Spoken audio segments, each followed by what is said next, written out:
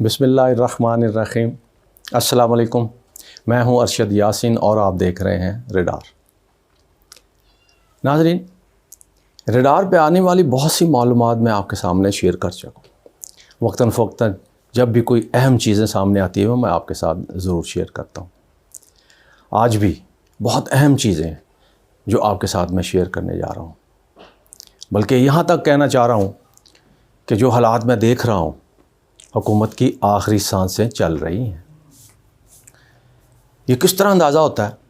مختلف لوگوں نے جو بیانات دیے، عمران خان اور شہباز شریف کی تقاریر کا جائزہ لیا، اور جو حالات چل رہے ہیں عدالتوں کے اندر، ویسے توڑ پھوڑ، مقدمات، گرفتاریاں، یہ سارے معاملات جو چل رہے ہیں، اس سے بخوبی اندازہ ہو رہا ہے کہ حکومت کی آخری سانسیں چل رہی ہیں۔ IMF نے جو اپنی جائزہ رپورٹ جاری کی ہے ناظرین، وہ بہت اہم، اس پہ بات کرتے ہیں۔ اور ساتھ ساتھ میاں نواز شریف جو بہت ایک وفاقی حکومت کی وجہ سے ان کو بہت سہولت ملی کہ عدالتوں کی پابندی، پیمرا کے پابندی کے نوٹیفیکیشن اور سارے معاملات کے باوجود ان کو لائیو دکھا دیا گیا، اس پہ میاں نواز شریف کے خلاف کارروائی ہونے جا رہی ہے۔ یہ کارروائی کون کرے گا، کیسے ہوگی، یہ ساری چیزیں اور بہت سارے اہم معاملات جو آپ کے سامنے آج میں شیئر کروں گا۔ ناظرین، گجرات اور سرگودا میں ہونے والے جلسے عمران خان کے کہتے ہیں طاقت کا بھرپور مظاہرہ تھا، تمام ریکارڈ ٹوٹ گئے۔ سرگودا کے حوالے سے تو ہم نے آپ سے بات کی تھی۔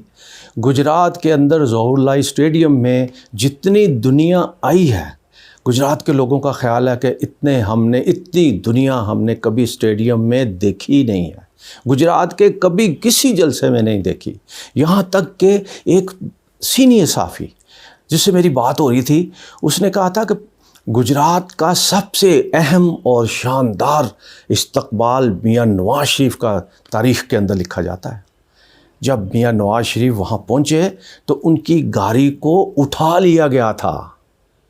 اندازہ کیجئے کیا رش ہوگا جب نواز شریف کی گاڑی کو لوگوں نے اپنے کاندھوں پر اٹھا لیا، اور یہ زبردست استقبال ہوا۔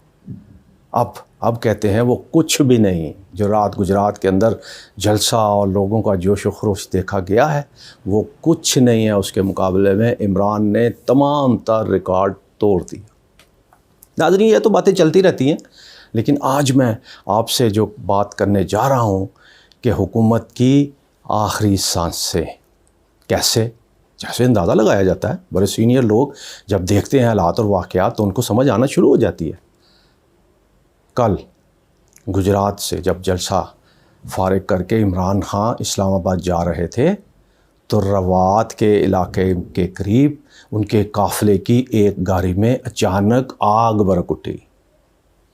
ناظرین، اچانک آگ بھڑک اٹھی، ایک دم خوف و خراش پھیل گیا، اور جس گاڑی میں یہ آگ بھڑکی ہے یہ عمران خان کی گاڑی سے آگے والی گاڑی تھی، پیچھے عمران خان جا رہے تھے۔ اور کہتے ہیں جو عینی شاہد ہیں، ذرائع بھی بتاتے ہیں، اور ایجنسیوں نے جو رپورٹ کیا وہ یہ کیا ہے کہ اندر بیٹھے ہوئے لوگوں نے چھلانگیں لگا کر اپنی جانیں بچائی، ایک دم آگ شعلوں کی نظر ہو گئی۔ یہ کوئی سازش تھی یا عمران خان کو پیغام دینا مقصود تھا؟ جس طرح وہ کہتا ہے کہ 4 آدمیوں پہ مجھے شک ہے اور وہ ملوث ہوں گے، اگر مجھے کچھ ہو جاتا ہے تو زہر، گولی، کچھ بھی، تو یہ بھی تو ہو سکتا ہے۔ کیا یہ پیغام تھا کوئی؟ ان کو تھریٹ تھا؟ بتانے والے تو یہ بھی بتاتے ہیں کہ جب شہباز گل کو گرفتار کیا جانا تھا اس سے پہلے اس کی گاڑی بھی موٹر وے پر اس کا بھی ایکسیڈنٹ ہوا تھا، آپ کو یاد ہوگا ناظرین، اس کو تھریٹ کیا گیا تھا۔ جب پھر بھی باز نہیں آیا تو اس کو گرفتار کر لیا گیا، اور پھر جو کچھ اس نے بھگتا وہ آپ کے سامنے۔ کیا کل کا جو یہ واقعہ ہے یہ عمران خان کے لیے بھی تھریٹ ہے یا اتفاق ہے، حادثہ ہے، ایسے ہی؟ یہ تو ایجنسیاں جو رپورٹ دیں گی اس کے مطابق بات سامنے آئے گی، اور پھر ہم آپ کے سامنے شیئر کی بھی کرتے رہیں گے۔ لیکن حکومت کی سانسیں گنی جا رہی، کیسے؟ شہباز شریف اب تک خاموش تھا اور مساہلت کی باتیں کر رہا تھا، کبھی معیشت پہ مذاکرات، جو بھی آپ کہتے ہیں، مساق جمہوریت اور مساق معیشت. کبھی وہ ویسے سیلاب کے حوالے سے کہتا تھا سب کو اکٹھا ہونا چاہیے.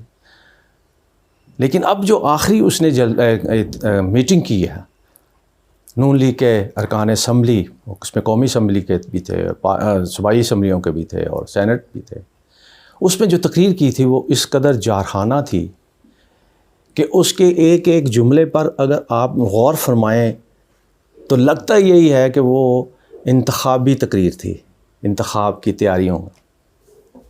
میں نے اپنی زندگی میں بہت سے انتخابات دیکھے، 35-40 سال مجھے جرنلزم میں ہوئے، اور آپ اندازہ کر لیجئے کہ میں نے کتنے الیکشن جو ہے وہ دیکھے ہوں گے، قریب سے مشاہدہ بھی کیا ہوگا، ان کو رپورٹ بھی کیا میں نے. اس لیے میں اپنے تجربے کی روشنی میں کہہ رہا ہوں کہ ان کا ایک ایک جملہ غور طلب تھا اور انتخابی جلسے کی تیاریوں کے حوالے سے مجھے لگتا تھا. اب عمران خان کا بھی دیکھ لیجئے، جب بھی وہ بات کرتے ہیں، اس میں کوئی شک نہیں کہ بہت ساری اور باتیں بھی کرتے ہیں، لیکن وہ بات یہی کرتے ہیں کہ اب اگر مجھے دیوار کے سے لگایا گیا تو یہ ہو جائے گا، میں یہ کر دوں گا، میں وہ کر دوں گا. کہنے کا مطلب اس کا یہ ہوتا ہے کہ اگر انتخابات کی تاریخ کا اعلان نہیں کیا جاتا تو پھر میں اسلام آباد کے اندر جاؤں گا اور اسلام آباد کا گھیراؤ کروں گا، پھر کوئی کسی کے پاس کوئی موقع نہیں ہوگا. یہ دونوں چیزیں سامنے، یہ بھی الیکشن کی تیاری، سیلاب موجود. بعض جو سیاسی مخالفین ہیں وہ کہتے ہیں کہ جس سیلاب میں موجودگی میں یہ جلسے ہو رہے ہیں، تو جلسے کیوں نہ ہوں، سر پہ انتخابات ہیں. اور پھر جو یہ کہتے ہیں کہ جی جلسے کر رہے ہیں عمران خان سیلاب کی موجودگی میں، وہ سیلاب متاثرین کے پاس کب گئے ہیں اور کیا کیا وہاں انہوں نے جا کے کیا، یہ بھی دیکھنے والی بات ہے. اس کا مطلب یہ ہے کہ خوف زدہ ہیں، کچھ خوف زدہ ہیں، کچھ ویسے ڈرے ہوئے ہیں، کچھ چاہتے ہیں کہ الیکشن تو ہوں لیکن اس میں عمران خان کو اوٹ کر دیا جائے. یہ کیا جمہوریت ہے ناظرین؟ یہ جمہوریت ہوتی ہے؟ بہرحال یہ بھی معاملات ساتھ ساتھ چل رہے ہیں کہ کیا ہوتا ہے کیا نہیں ہوتا، لیکن حکومت کی سانسیں گنی جا چکی. IMF نے صاف صاف اپنی جائزہ رپورٹ میں کہہ دیا ہے کہ موجودہ حکومت کی پارلیمانی پوزیشن بہت کمزور ہے. ناظرین، یہ وہ IMF جسے آرمی چیف نے بھی امریکہ کو فون کر کے ریکویسٹ کی کہ IMF سے ہمیں پیسے دلوا دیں، اور پاکستان کی موجودہ حکومت جو کبھی یہ کہتی تھی کہ IMF کو سے پیسے لینا پاکستان کو گروی رکھنے کے مطابق. یہ ساری چیزیں آپ کے سامنے ہیں، مجھے دہرانے کی ضرورت نہیں ہے. اب اللہ کر کے انہوں نے پیسے دینے کی منظوری دے دی، تو اب وہ کہتے ہیں، ان کی جائزہ رپورٹ آئی ہے کہ پارلیمان کے اندر موجودہ حکومت کی بڑی کمزور پوزیشن ہے، اور جس طرح پاکستان سے ہٹ کے باہر مہنگائی کا عنصر آیا ہوا ہے، جو حالات جا رہے ہیں، اور خصوصاً پاکستان میں پیٹرولیم اور بجلی کے جو نرخ میں اضافہ ہوتا ہے اس سے عدم استحکام رہے گا. اور یہ IMF کی جائزہ رپورٹ کا ایک جملہ یہ بھی ہے کہ مستقبل قریب میں بھی موجودہ حکومت کے دور میں اس کے سنبھالے جانے کی کوئی توقع نہیں ہے. ساتھ ساتھ وہ یہ بھی کہہ دیتے ہیں کہ جو ہم نے قرضہ دیا ہے اس کی واپسی کے معاملات بھی ہمیں مشکوک ہی لگتے ہیں. اس کا مطلب ہے کہ دباؤ شباؤ سے کر کے انہوں نے دے تو دیا، لیکن اب ان کو یہ مشکوک لگتا ہے. اس کا مطلب کیا ہے کہ موجودہ حکومت کے جو سہولت کار، موجودہ حکومت کو جو لانے والے ہیں، جو سپورٹ کرنے والے ہیں، وہ بھی یہ کہہ رہے ہیں کہ پارلیمان کے اندر موجودہ حکومت کمزور ہے. تو اس کا کیا مطلب ہے؟ تو پھر کوئی اور بندوبست کیا جا رہا ہے، کوئی بندوبست نیا دیکھ رہے ہیں، تو پھر وہ یقیناً انتخابات ہی ہو سکتے ہیں. ماشاءاللہ تو ہو نہیں سکتا. لیکن وقت کے ساتھ ساتھ کیا ہوتا ہے وہ بھی ہم آپ کے ساتھ شیئر کرتے جائیں گے. میاں نواز شریف، جس طرح میں نے پہلے کہا کہ میاں نواز شریف کے خلاف عدالت میں ایک پٹیشن دائر ہو گئی، درخواست دائر ہو گئی. توہین عدالت میاں نواز شریف کے حوالے سے نہیں، بلکہ پیمرا اور وہ تمام ٹی وی چینل جنہوں نے ان کو لائیو نشر کیا تھا.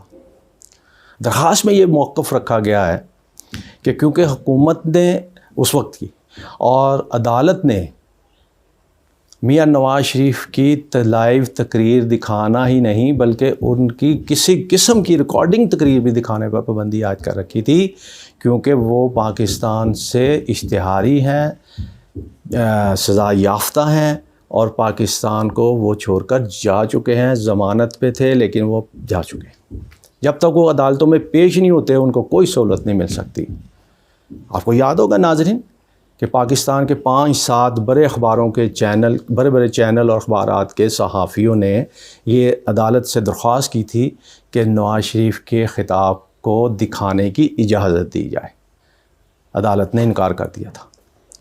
اب اچانک وفاقی حکومت نے یہ فیصلہ کر لیا اپنے طور پہ ہی، اور پیمرا سے نوٹیفیکیشن بھی ہو گیا، دباؤ بھی ڈالا گیا کہ دکھایا جائے تو دکھا بھی دیا گیا۔